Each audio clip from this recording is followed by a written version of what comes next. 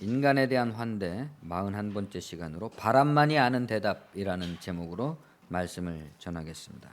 오늘 주요 요절은 14절 누구든지 너희를 영접하지도 아니하고 너희 말을 듣지도 아니하거든 그 집이나 성에서 나가 너희 발에 먼지를 떨어버리라 하는 말씀을 중심으로 말씀을 전하겠습니다. 사람은 필연적으로 자기 시대의 역사와 전통 안에서 태어납니다.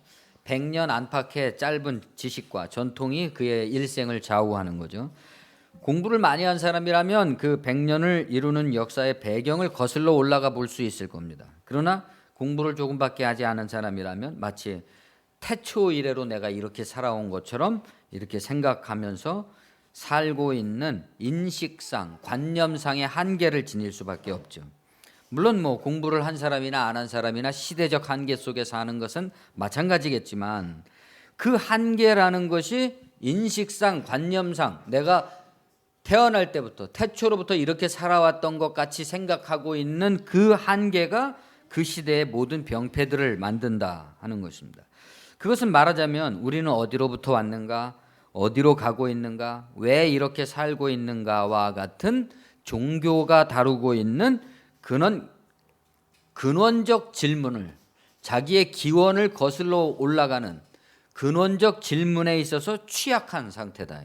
그 한계에 매몰되어 있는 사람은 그냥 관성에 의해서 태어나서 지금까지 살고 있는 관성에 의해서 살고 있을 뿐이지 그 관성에 대한 성찰이 일어나지를 않는다 이겁니다. 대부분이 이렇게 완고한 전통과 인습을 당연시하면서 살아가고 있을 때 그 사람을 일깨운다는 것은 대단히 어려운 일입니다. 가령 지금 현재 이슬람 국가에서 태어난 사람에게 비이슬람 문화를 수용하게 한다든지, 또 우리들 역시 장로교인 혹은 감리교인, 침례교, 순복음 혹은 카톨릭이나 불교 신자로 태어나는 거죠. 태어날 때 벌써 그러니까 선택의 여지가 없이 자기는 불교 신자, 자기는 가톨릭, 자기는 장로교인, 자기는 감리교인 이렇게 되는 겁니다. 그러니까 그 태생적 획득에 의한 상태를 다른 것으로 전환시킨다는 것, 혹은 그 전환에 대해서 설득한다는 것, 또 전환까지는 아니더라도 나는 이렇게 태어났지만 달리 태어난 사람도 있구나 하고 상대방을 인정하고 공존하고 협력하는 것, 그러한 공생과 협력의 평화를 이해시키고 설득하는 것 역시 굉장히 어렵고 인내를 필요로 하는 일입니다. 그러니까 종교의 예를 들었을 뿐이지만 다른 모든 부분에서도 그렇죠. 사회적으로 이미 태어난 어떤 사회적 계층, 문화적 환경 이런 것을 뛰어넘어서 자기를 부인하고 상대방과 공존하기가 어렵다 이겁니다. 그렇기 때문에 우리는 내가 아직 나뉘어지지 않았을 때, 우리가 아직 서로 나뉘어지지 않았을 때까지 우리 이전으로 거슬러 올라가 볼 필요가 있습니다. 곧 100년짜리 인생의 문제를 창세기까지 끌어올려 볼 필요가 있다 이겁니다. 오늘 읽은 본문을 보면은 예수님께서 12제자를 부르시고 이제 복음을 전파하라고 이제 내어 보내시는 그런 장면인데, 복음서를 보면 예수님은 오늘날의 교회 같은 하나의 조직체로서의 교회를 세우려고 의도하신 것이 아닌 것이라는 것이 분명하죠. 예수님은 그런 노력을 일체하지 않으셨습니다. 본문을 보면 예수님은 조직체로서보다는 운동체로서의 교회의 모습을 그리고 계시는 거죠. 그것도 대단히 가벼운 차림으로 어디까지나 육체적으로나 정신적으로나 관계적으로나 대단히 가벼울 것을 요구하신다. 그 그리스도를 따르고 그리스도를 전파하는 사람들은 몸이 가벼워야 된다. 인생이 가벼워야 된다. 왜 그러실까요? 그것은 아마도 그 사람들이 전파해야 되는 복음 자체가 본래 가벼운 것, 자유로운 것, 또 자기만 그럴 뿐 아니라 그 복음을 듣는 모든 사람을 가볍게 만들고 자유롭게 해주는 것이기 때문이다. 조직이라는 것은 본래 가볍고 자유로운 게 아니죠. 절차가 복잡하고 얽어매는 속성이 있습니다. 그것은 어떤 아나키즘적인 자발적인 자유로움 자체를 전파하는 운동을 지향하기보다, 어서 오세요. 자발적인 운동을 지향하기보다는 조직적이고 집단적이고 그런 조직과 집단의 의도와 목적 속에서 나온 어떤 방향의 운동을 설정하고 모두가 다 거기에 매달려야 되는 그런 모습을 띠게 됨으로써 그렇지 않은 사람들을 통제하게 되죠. 과연 예수님은 어떤 교회를 원하셨던 걸까요?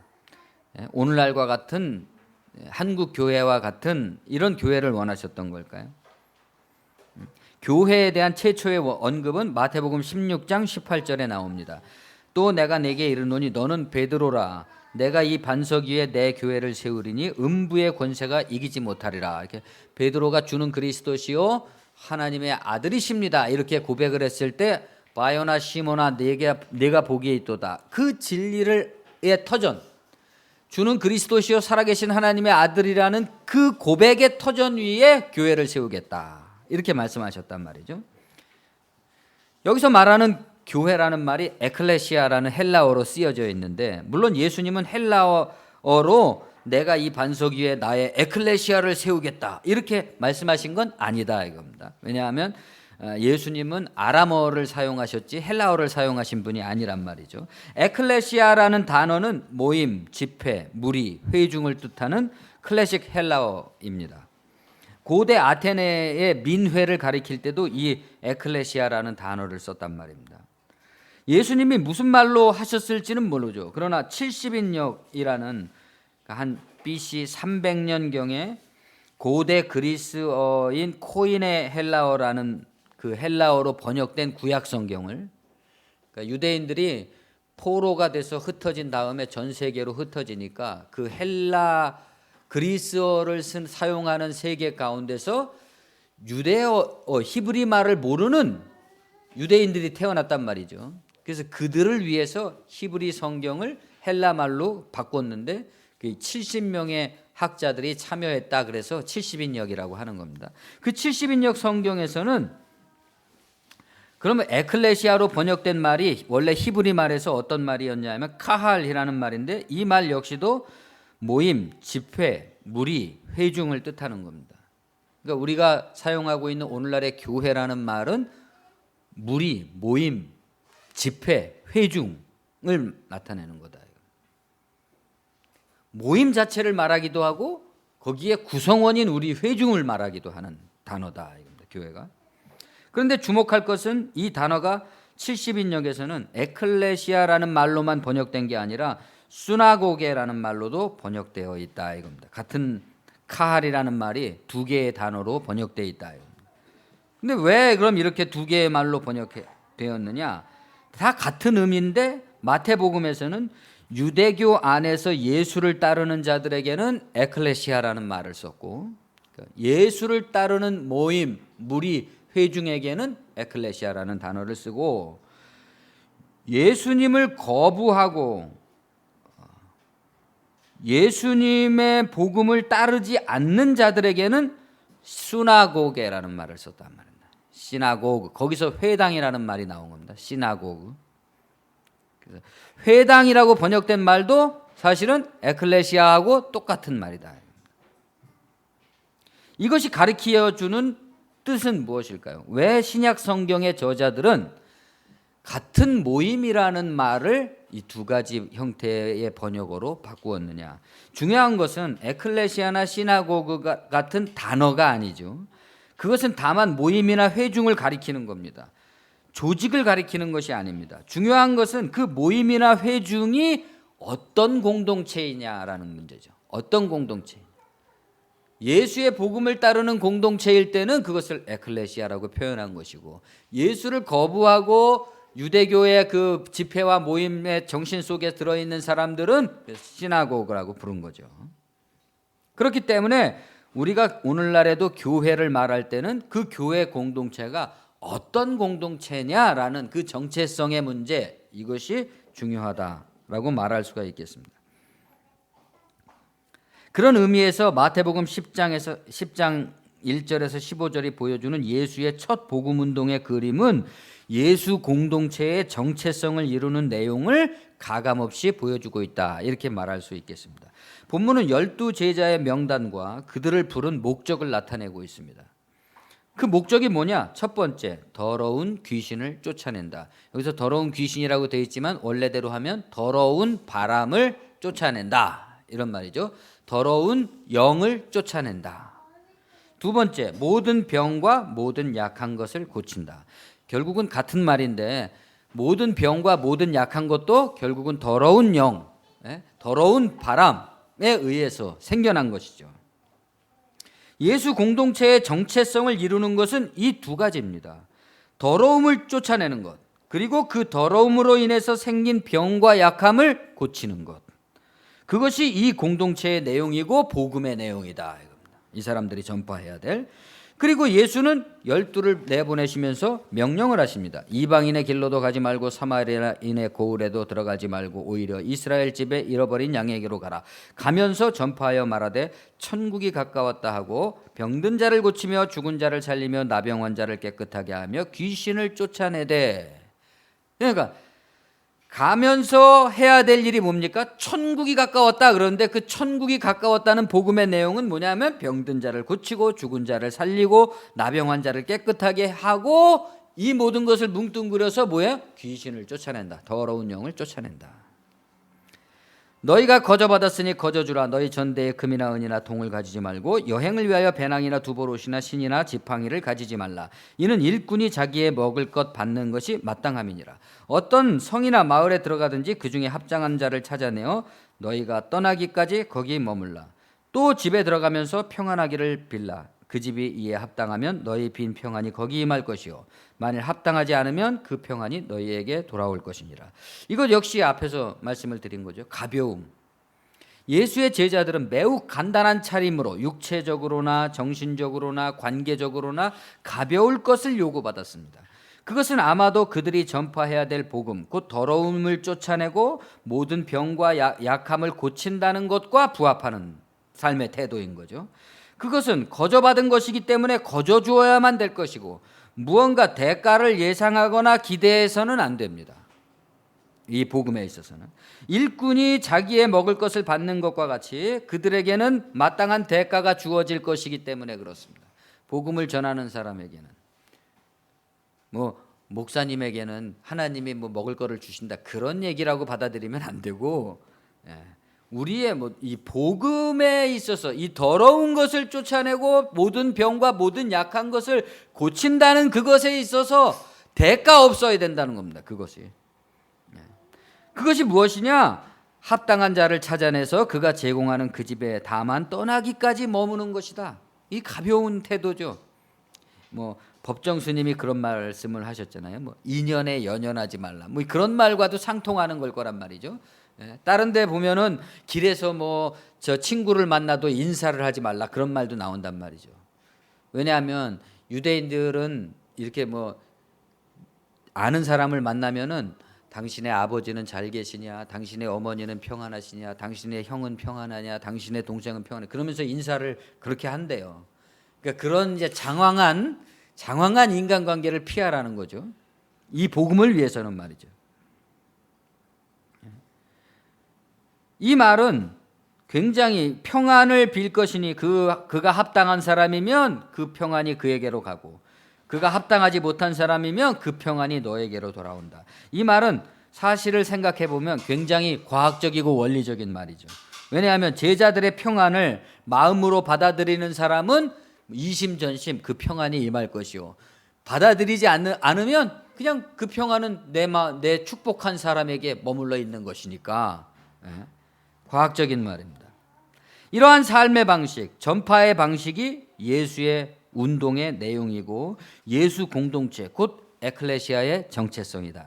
말하자면 우리는 지금 우리가 교회라고 부르는 목회자를 중심으로 짜여진 조직체이든 건물을 중심으로 결집된 공동체이든 혹은 더러운 것을 쫓아내고 모든 병과 약한 것을 고치는 것이든, 아무튼 교회의 처음 예수 공동체의 정체성이 어떠했는지까지 거슬러 올라가 본 것입니다.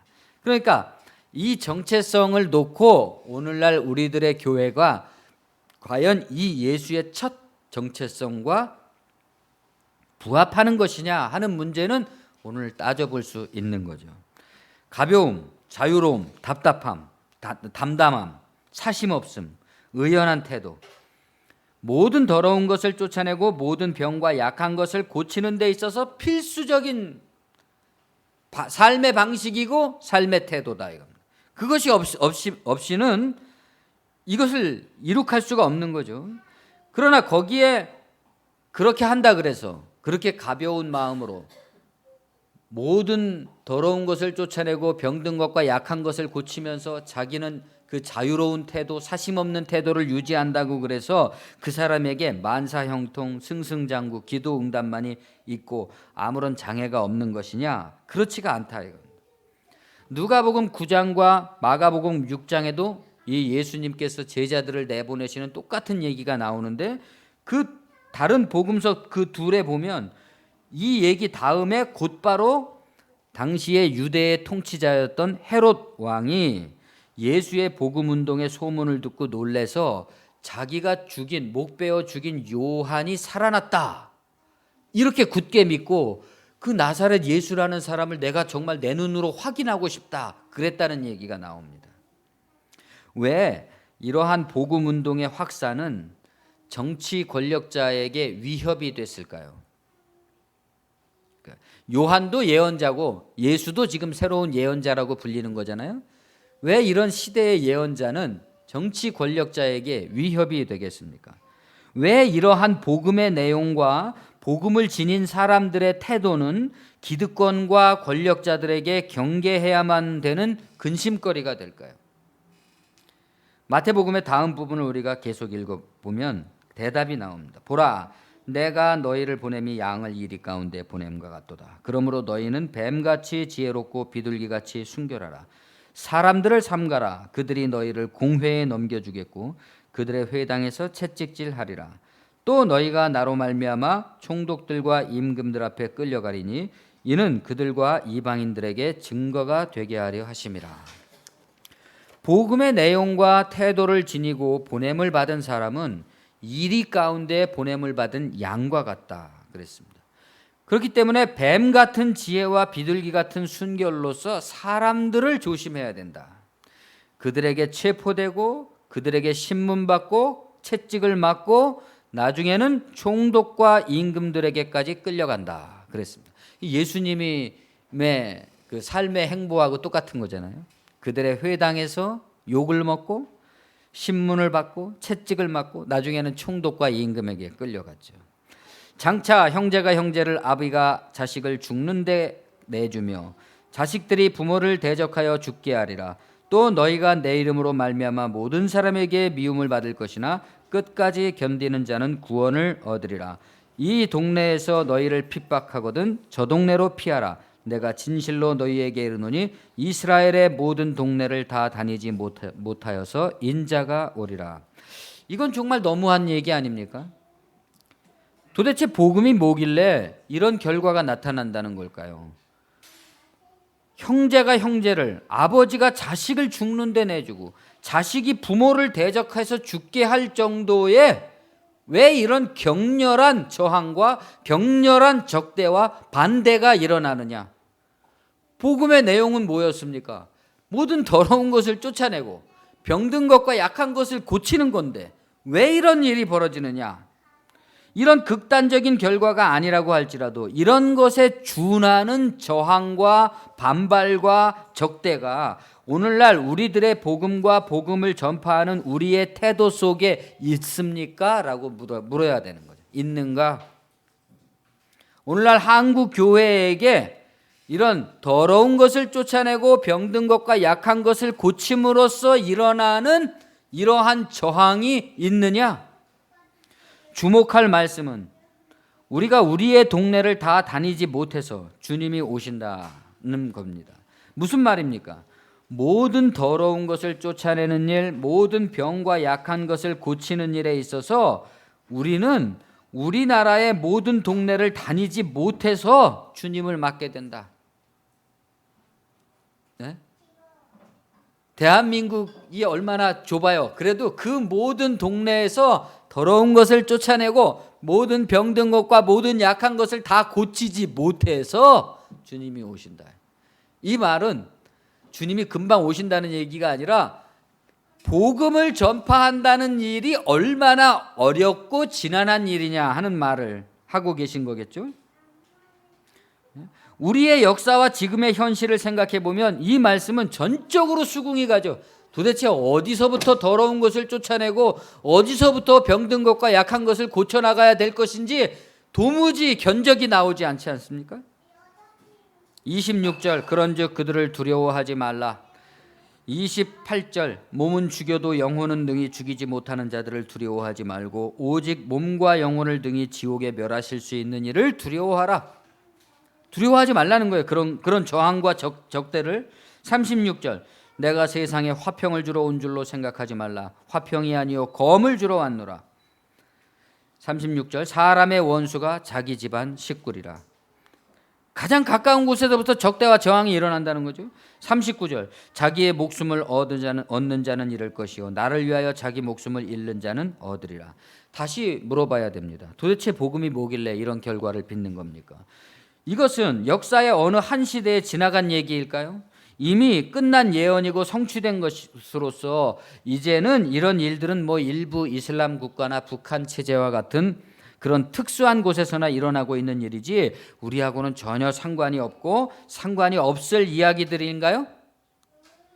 이 질문에 대한 올바른 대답을 내리고서야 우리는 오늘의 주제로 들어갈 수가 있을 것입니다. 주제는 14~5절입니다. 누구든지 너희를 영접하지도 아니하고 너희 말을 듣지도 아니하거든 그 집이나 성에서 나가 너희 발에 먼지를 떨어버리라.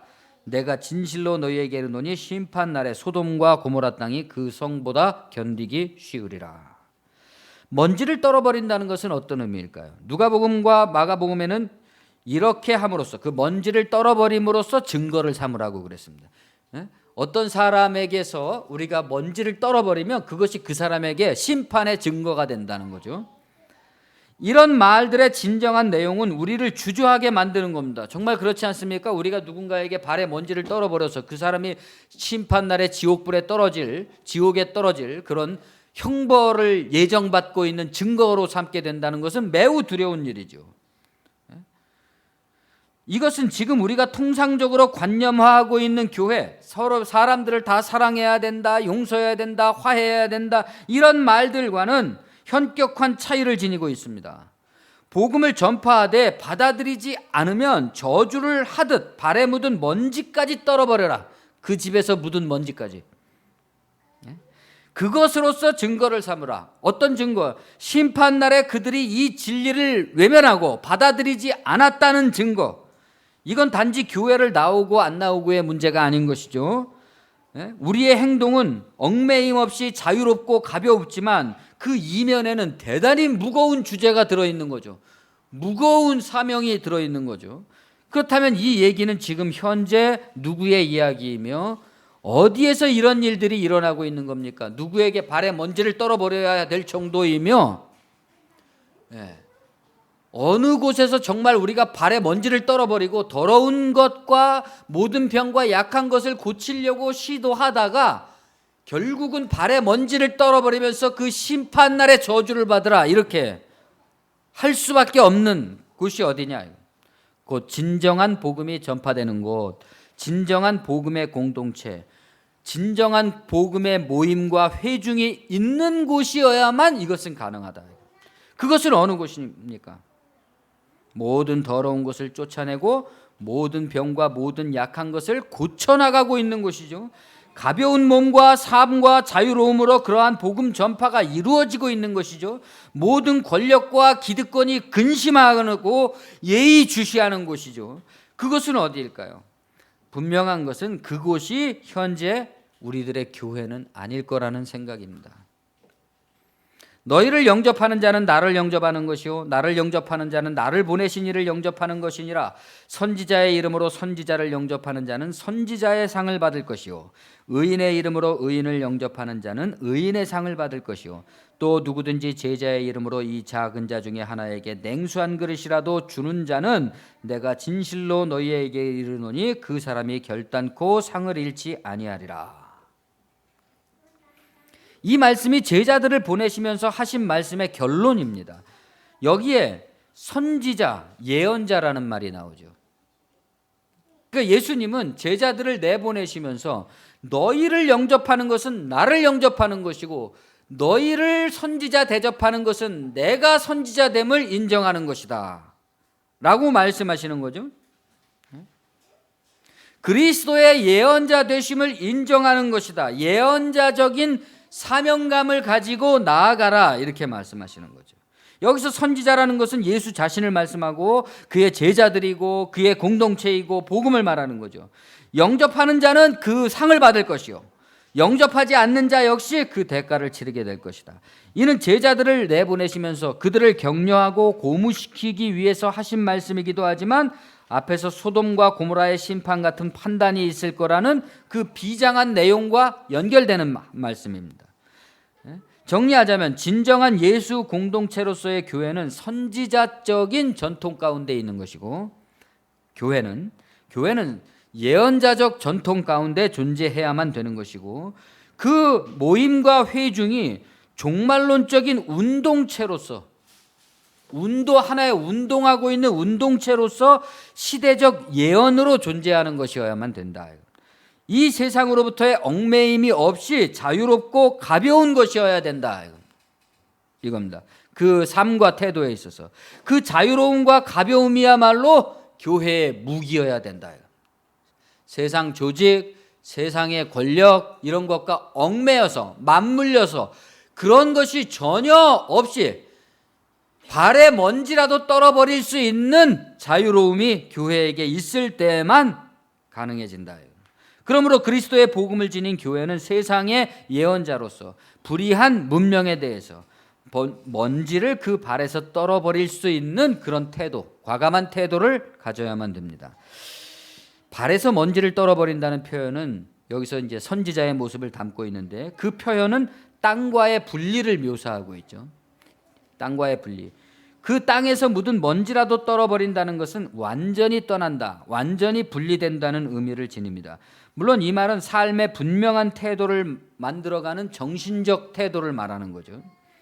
그런데 이 땅과의 분리라는 측면에서 우리는 자기 형제 아벨을 죽인 가인의 형상을 보게 됩니다. 땅과 분리되어 있다는 데 있어서 창세기 4장 10절 이하에 보면 이르시되 내가 무엇을 하였느냐 내 아우의 핏소리가 땅에서부터 내게 호소하느니라 땅이 그 입을 벌려 내 손에서부터 내 아우의 피를 받았은즉 내가 땅에서 저주를 받으리니 내가 밭을 갈아도 땅이 다시는 그 효력을 내게 주지 아니할 것이요 너는 땅에서 피하여 유리하는 자가 되리라.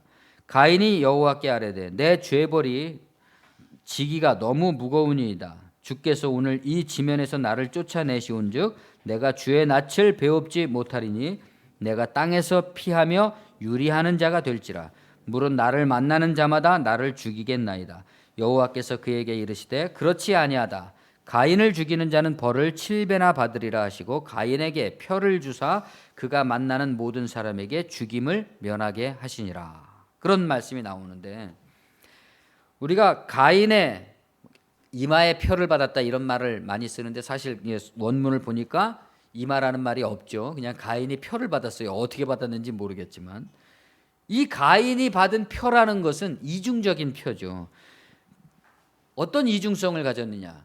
누구든지 가인의 표를 보면 그 사람이 자기 동생을 죽인 살인자라는 걸 알아보는 표입니다. 그런데 그러면 모든 사람들이 그 사람을 죽이려고 할 거 아니에요? 살인자니까. 그런데 죽일 수는 없는 존재라는 것을 나타내는 표이기도 하다. 살인자임을 나타내기도 하고 그러나 그를 죽일 수는 없는 존재라는 것을 나타내기도 하는 표다. 아마도 인간에 대한 사형의 반대 입장을 지지해 주는 근거로 이보다 강력한 증거는 없을 것이라는 생각이 듭니다. 어떤 인간이든지 그의 얼굴에는 죄인으로서의 형상이 들어있지만 그 죄로 말미암아서 죽임을 당하지 않을, 죽임을 당해서는 안 되는 표가 있다. 강력한 증거입니다. 어떤 사람의 죄는 사형에 값하고 그것도 모자랄 지경입니다. 그러나 실제로 눈앞에서 우리가 그러한 죄를 저지른 인간이 서 있다고 한들 과연 그를 동일한 방식으로 죽일 수 있겠습니까? 못 죽이죠. 모든 죄인의 얼굴에는 그러한 가인의 표가 있는 것이다 라고 말할 수 있는 겁니다. 그 표는 그가 형제를 살해한 자임과 동시에 그 형벌이 유예된 채로, 그의 죄가 유예된 채로 영원히 땅에서 그 형벌을 감수하고 있는 나그네라는 것을 나타내고 있다. 우리가 구약 성경을 잘 읽고 신앙을 잘 배우고 그 복음을 받아들였다면 우리의 신앙 고백 속에서는 이러한 자신이 죄인이라는 고백과 그럼에도 불구하고 그 죄에 대한 형벌이 유예된 상태로 이 세상에서 유리되어 나그네로 존재하는 자라는 것을 인식한 태도가 나타난다. 그 표를 지니고 있는 가인은 보복은 면했지만 그의 정신과 마음은 죄책으로 말미암아서 유리하는 자, 방황하는 자가 될 수밖에 없었습니다. 그는 땅에 안착할 수가 없어요. 이제는. 왜냐하면 땅이 그를 저주했기 때문에. 죄인이라고. 그는 떠돌며 유리하는 자로서 사람들에게 자기의 표를 보여줘야만 됩니다. 표를. 죽지 않으려면 표를 보여줘야 돼요. 근데 아이러니인 거예요. 죽지 않으려면 표를 보여줘야 되는데 그 표는 뭐예요? 살인자의 표다 이겁니다. 죄인의 표다. 그리고 그러한 가인에게는 항상 두 마음이 따라다닐 것입니다. 첫 번째는 살인에 대한 부인. 자기가 동생을 죽였다는 것을 부인하고 싶은 거죠. 난 안 죽였어. 아니야. 난 깨끗해. 어쩔 수가 없었어. 별별 생각들이 많겠죠. 두 번째는 살인의 긍정. 그럼에도 불구하고 나는 내 동생을 죽였다. 이것이 교차하는 거죠. 유리하며 방황하는 가인의 형상에는 너무나 잘 알고 있기 때문에 벗어날 수가 없는, 그렇기 때문에 모른다고 부정하고 벗어나고 싶은 죄인의 모습이 투영되어 있습니다. 그렇잖아요, 여러분. 우리가 가장 부끄러운 죄는 자기 자신조차도 아니라고 부인하고 싶죠. 나는 그런 사람이 아니야. 부인하고 싶지만 부인하면 부인할수록 어떻습니까? 결국 나는 그런 사람이라는 것을 인정할 수밖에 없게 됩니다. 그러나 그것은 가령 자기의 죄가 무엇이든지도 모른 채 자기는 의롭고 아무렇지도 않다는 종교적 자각이 전무한 사람하고는 차원이 다른 거죠. 그렇죠? 이 두 가지 죄를 부인하고 싶고 아니라고 하고 싶고 인정할 수밖에 없는 이 갈등 속에 존재하고 있는 인간, 그 이마에 살인자로서의 형상과 또 그 죄를 면해진 자의 형상을 동시에 지니고 있는 사람은 종교에 함몰되어서 자기는 이렇게 열심히 주님을 믿고 있기 때문에 의로운 사람이라고 하는 그런 무자각한 사람과는 전혀 차원이 다르다 이겁니다. 이 사실은 모두가 다 사실에 대해서 알고 있지만 모르는 척하고 있는, 모르기로 작정하고 있는, 모르는 걸로 하고 있는 죄인으로서의 인간 존재라는 그 진실입니다. 오늘날 대한민국에서 벌어지고 있는, 오늘 뭐 경찰이 부검 영장 집행한다 그래서 지금 난리가 났는데, 모두가 다 알고 있지만 모르는 척하기로 하고 모르는 척하기로 작정하고서 하는 말들, 작정하고서 하는 행동들, 그거는 죄인으로서의 이 두 가지 형상을 가지고 있는 그러한 가인의 형상으로부터 더 악랄해지고 더 악해진 거죠. 세상에는 이 두 가지 말의 경쟁과 경합이 있는 겁니다. 부인의 언어와 긍정의 언어. 자신의 죄에 대해서 부인하고자 하는 언어와 긍정하고자 하는 언어가 경합을 벌이고 있습니다. 그러나 실제 세상에서는 흔히 두 가지 이 말이 역전되어서 나타나고 있어요. 어떻게 역전됩니까? 죄를 진 놈들은 그것을 부인하는 것이 긍정적인 말이라고 하는 거죠. 죄가 없다고 하는 것이 긍정의 말로 선포되고, 죄가 있다고 하는 것은 부정적인 태도라고 이렇게 멸시를 당한다. 자기들의 죄인됨을 부인하는 언어는 긍정의 언어로 둔갑하고, 자기들의 죄를 긍정하는 언어는 부정의 언어로 취급된다 이겁니다. 같은 세상에 두 개의 공동체가 있는데 그 두 개의 세계, 한 세계 안에서 두 가지 말이 존재하고 있는 겁니다. 두 가지 말의 세계가, 두 가지 말의 공동체가, 이 두 가지 말의 에클레시아가 존재하고 있다. 두 가지 말의 에클레시아는 두 가지 공동체를 만들어내고 있죠. 두 가지 말의 공동체를 만들어내고 있습니다. 그 두 가지 말의 공동체가 이 세계 속에서 싸우고 있다 이겁니다. 우리는 성서가 우리를 카인의 후예라고 부르는 것과 동시에 죽은 아벨의 대신에 의로운 씨로 주셨다는 것을 알고 있습니다. 그렇죠? 우리는 카인의 후예입니다.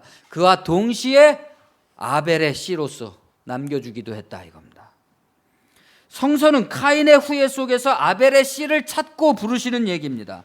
이스라엘은 땅 이전에 그러한 아벨의 씨로서의 진실의 말씀, 원리의 말씀으로서 부름을 받았습니다. 그러나 땅에서 유리하던 히브리, 나그네였던 그들의 실제 땅을 차지하게 되니까 어떻게 됐어요? 그들이 점차 인간의 율법으로 바꾸었습니다. 그것을 원리로서의 말씀, 진정한 진리로서의 말씀, 아벨의 씨로서의 말씀 공동체였던 이스라엘이 실제로 땅을 차지하게 되니까 그것을 인간의 율법으로 바꾸었다 이겁니다. 예수의 복음은 땅과 땅의 율법 체계로서의 종교를 다시 율법의 진정한 기원, 율법 이전까지 소급해 올라가는 겁니다. 모세 이전까지 소급해 올라가시는 거죠. 그의 복음 안에서 우리는 헤세의 소설 데미안에 나오는 주인공처럼 그 얼굴에 표를 받은 가인의 형상으로서 아벨의 씨를 품은 신인류, 자기 자신을 만나는 거죠. 주님의 복음 안에서 내가 새로 거듭났다는 것은 가인의 형상을 가지고 태어난 나로서 아벨의 씨를 품은 인간으로 거듭난다. 나 자신을 본다. 우리 그리스도인들은 죄인이로되 같은 죄인이로되 그리스도의 인을 받은 인류다. 표를 받았잖아요, 우리가. 주님께서 성령으로 인치셨다 그러잖아요. 마치 가인이 표를 받은 것처럼. 우리는 땅에 속하지 않았으며 거기에 얽매이는 것을 불가피하게 여기고 있습니다. 우리가 결국 그럴 수 없으리라는 종말론적 진실을 알고 있어요. 내가 땅에 얽매이면서도 동시에 우리는 양심의 찔림을 받아. 나 이렇게 살면 안 되는데 그러면서. 그래서 우리는 땅에 얽매여 있으면서 나 이렇게 살면 안 된다고 하는 그 이중성 속에 존재한다. 그래서 항상 결단을 내려야 돼요, 우리는. 그것이 우리의 정신의 태도와 삶의 실천을 점차 결정지어 나가는 거죠. 성화시켜 나가는 거죠. 한 번에 되진 않지만. 이 새로운 말씀의 공동체는 건물도 아니고 조직도 아닌 것이죠. 여기 있다 저기 있다 하고도 못하리니 하나님의 나라는 너희 안에 있다 그랬습니다. 그렇기 때문에 그들이 진정 그 마음속에 그것을 품은 사람들이 진정 에클레시아로서의 교회요 예언자인 것입니다. 그 예언자는 이제 어떻게 됐습니까? 예수 이후에 이 예언은 땅끝까지 흩어졌습니다. 온 유대와 예루살렘과 온 유대와 사마리아와 땅끝까지 이르러 내 증인 되리라. 이 말씀에 따라서 전 세계로 흩어져 버렸죠. 세상 속으로 흩어졌다는 말입니다. 이 말은 우리는 그러한 선지자로서 그리스도의 형상, 제자들의 형상은 물론 구도자로서의 가인의 형상을 조직체로서의 한국교회 안에서는 좀처럼 발견할 수가 없습니다. 그 진정한 말씀, 로고스의 공동체를 어디서 찾아야 되느냐? 우리는 흩어진 세상 속에서 찾아야 된다. 이겁니다. 그런데 그 흩어진 세상은 어떤 세상인 거예요? 그 동네를, 자기가 사는 동네를 다 못 다녀서 주님이 오실 때까지 다녀도 다 못 다닐 정도로 그러한 세상 속으로 흩어졌다 이것입니다. 스웨덴의 할리먼은 2016년 노벨 문학상 수상자로 미국의 전설적인 폭 가수 밥 딜런이 선정됐다고 발표해서 세상을 놀라게 했습니다. 이 문제는 문학이라는 것의 규정과 범위에 관한 논쟁으로까지 이어지고 있고 정작 당사자는 아직까지도 공식적으로 입장을 발표하지 않고 있어서 스웨덴 할리먼은 지금 굉장한 충격 속에 노벨상 자체의 권위에 대한 도전이다. 그래서 충격 가운데 빠져 있죠. 수상 거부가 아니냐 이런 해석이 낳고 있습니다.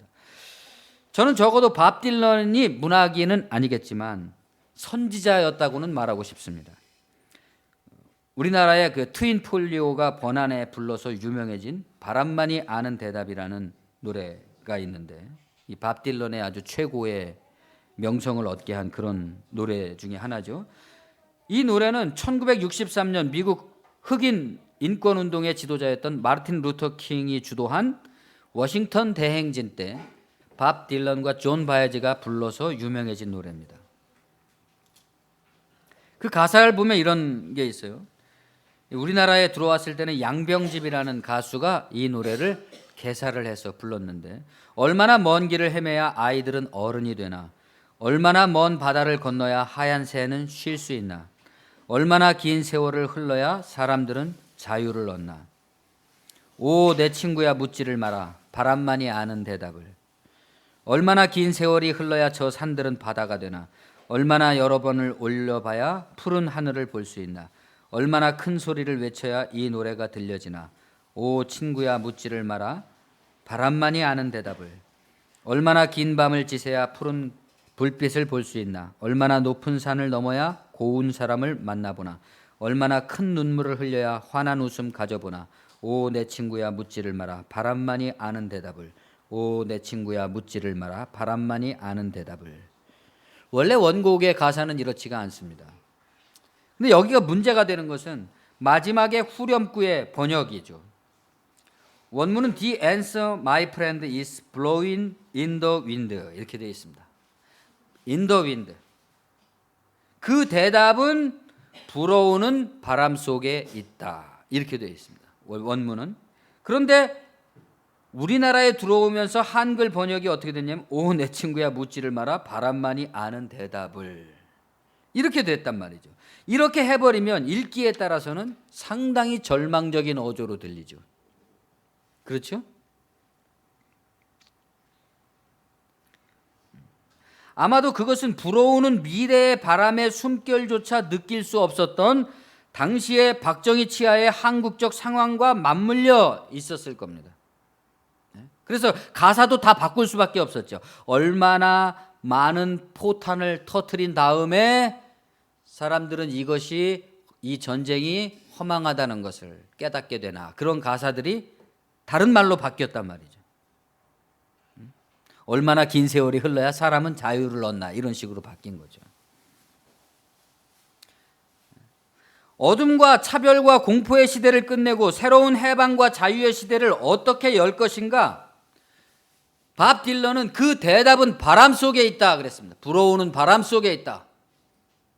그 불어오는 바람이 뭡니까? 노예 해방 100주년을 맞이해서 시작된 워싱턴 대행진에서 마르틴 루터 킹 목사가 그 유명한 나에게는 꿈이 있습니다 라는 설교를 했던 그 불어오는 바람을 말하는 거죠.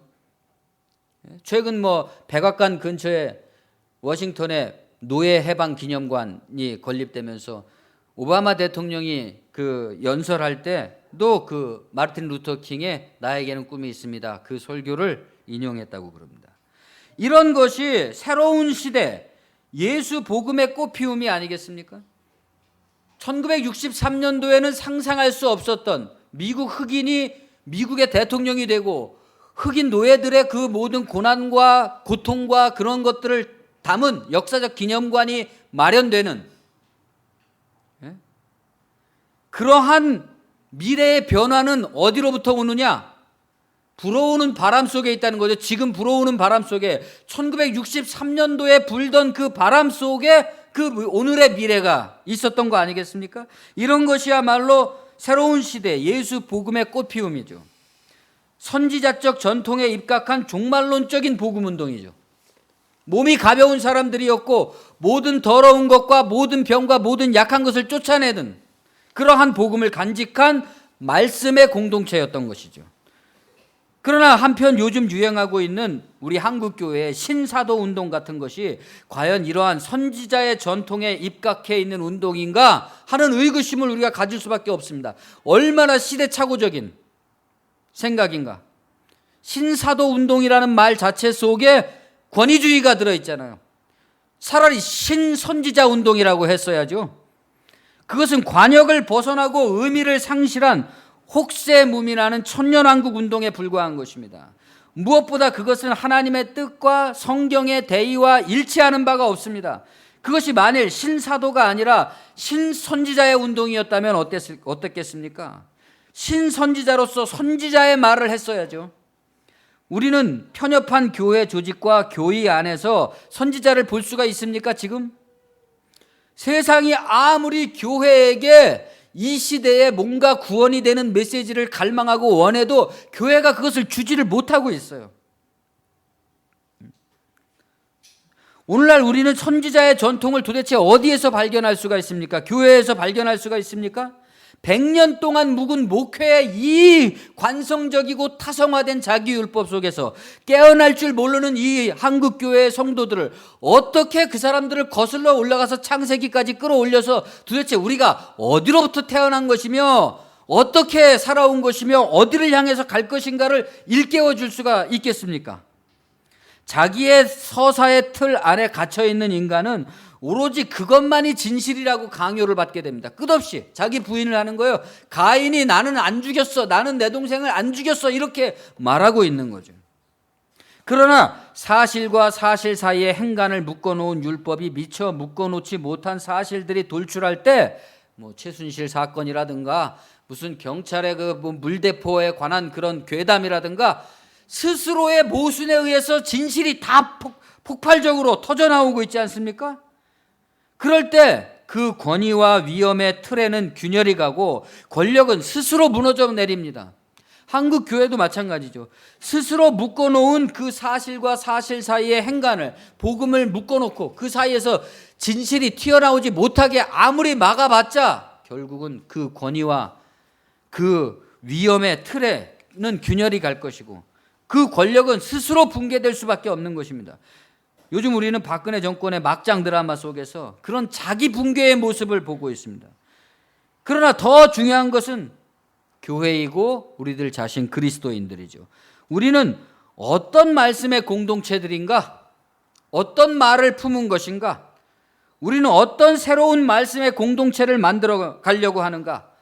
정말 이 불운한 문명에 대해서 발에 묻은 먼지라도 떨어버리려는 그러한 선지자적인 열망과 기도와 태도를 우리가 가지고 있는가? 밥 딜런의 말을 빌어서 대답해 보자면, 친구여 묻지를 마라. 그 대답은 불어오는 바람 속에 있다라고 대답할 수 있을 것입니다. 지금 불어오는 바람이 어디에 있습니까? 우리는 또 그 불어오는 바람 속에 존재하는 것인가요? 여러분과 저에게 또 우리 한국교회 모든 그리스도인들에게 과연 그리스도 예수가 제자들을 보내면서 일으켰던 바람과 같은 이러한 바람이 우리 안에 불고 있느냐? 불고 있다면 우리가 확실히 그 바람 속에서 자신을 새롭게 발견하는 기회가 되어야 될 것입니다. 기도하겠습니다. 주님 은혜를 감사합니다. 100년 넘어서 창세기까지, 100년 넘어서 우리의 초창기의 교회의 모습까지 우리가 거슬러 올라가고, 또 100년 넘어서 우리들 자신이 어디로부터 왔는가, 우리의 인생의 사명은 무엇인가, 우리의 삶의 내력들은 어떤 것인가 헤아려 볼 수 있는 신앙적 고백이 진정으로 우리 안에 일어나게 도와주시고, 이 세상의 땅과 분리되어서 유리하는 운명을 가졌으나 그것이 우리에게 저주스러운 그러한 방황이 아니라 참되게 우리의 삶의 현실을 일깨우고 이 세상 가운데서 가볍고 자유로운 모습으로 복음의 전파, 모든 더러운 것을 쫓아내고 모든 병과 약한 것을 고치는 주님의 이 놀라운 바람 가운데 우리가 들어있음을 자각하는 그러한 신앙적 기회가 될 수 있도록 인도하여 주시옵소서. 우리 자유인교회와 또한 모든 교회들의 이러한 복음적 운동체로서의 교회가, 에클레시아가 살아나서 참으로 그 모임이, 그 말씀의 공동체가 새로운 세계를 구현해 나가고 새로운 언어를 건설해 나가고, 그러한 것들이 세상 가운데서 선지자요 또 예언으로서 존재할 수 있도록 인도하여 주시옵소서. 예수님의 이름으로 감사하며 기도합니다.